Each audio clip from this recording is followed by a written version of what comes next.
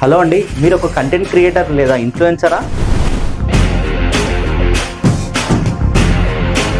అయితే మీకు ఒక గుడ్ న్యూస్, యాక్చువల్గా గ్రేట్ న్యూస్ అని చెప్పాలి.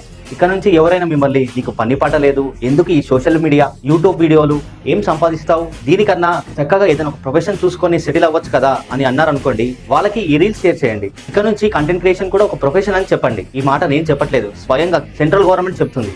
ఈ డిజిటల్ యుగంలో ఇన్స్టాగ్రామ్, యూట్యూబ్, పాడ్కాస్ట్లతో లక్షలాది మంది కంటెంట్ క్రియేటర్లు ప్రపంచానికి వాళ్ళ టాలెంట్ ఏమిటో చూపిస్తున్నారు. అలాంటి కంటెంట్ క్రియేటర్లకు ఒక అధికారిక గుర్తింపు ఇవ్వడానికి భారత ప్రభుత్వం కంటెంట్ క్రియేటర్స్ ఎకనామీ బిల్ 2026 ని తీసుకొని వచ్చింది. ఈ బిల్ యొక్క ముఖ్య ఉద్దేశాలు ఏందో మనం తెలుసుకుందాం. కంటెంట్ క్రియేటర్లకు ఒక గుర్తింపు ఇవ్వడంతో పాటు వాళ్ళ ప్రొఫెషనల్ ను ఒక ఆర్గనైజ్ ఫీల్డ్ గా మార్చడం. ఇప్పటి వరకు చాలా మంది కంటెంట్ క్రియేటర్లు ఫ్రీలాన్సర్ గా లేదా ఒక హాబీగా చేసేవారు. ఇప్పుడు ఈ బిల్లు వల్ల వాళ్ళందరికీ ప్రొఫెషనల్స్ గా గుర్తింపు పొందే అవకాశం ఉంది. ఇంకా కంటెంట్ క్రియేటర్లకు ఒక రిజిస్ట్రేషన్ సిస్టమ్ కూడా రావచ్చు. దీని వల్ల ఇన్కమ్ ట్యాక్స్ వంటి విషయాలన్నీ క్లియర్ గా ట్రాన్స్పరెంట్ గా ఉంటాయి. కొన్ని మంది అయితే కొన్ని లక్షలు ఖర్చు పెట్టి కెమెరాస్ కొని, లైట్స్ కొని కంటెంట్ క్రియేషన్ చేసే వాళ్ళు ఉన్నారు, ఎడిటర్స్ ని హైర్ చేసుకొని. సో వాళ్ళందరికీ చాలా బెనిఫిట్ అవుతుంది ఈ బిల్ వల్ల. దీని వల్ల వ్యూవర్స్ కి కూడా సరైన సమాచారం మాత్రమే వెళ్తుంది. కొన్ని మంది ఫేక్ న్యూస్ స్ప్రెడ్ చేసే వాళ్ళకి కూడా చెక్ పెట్టేదాకా ఈ బిల్ అనేది వస్తుంది. చూసారా, హాబీగా మొదలైన పని ఇప్పుడు ఒక స్టేబుల్ కెరియర్ గా మారబోతుంది. ఈ బిల్ కనుక అమల్లోకి వస్తే ఇండియాలో క్రియేటర్స్ ఎకానమీ జెట్ స్పీడ్ లో దూసుకుపోతుంది.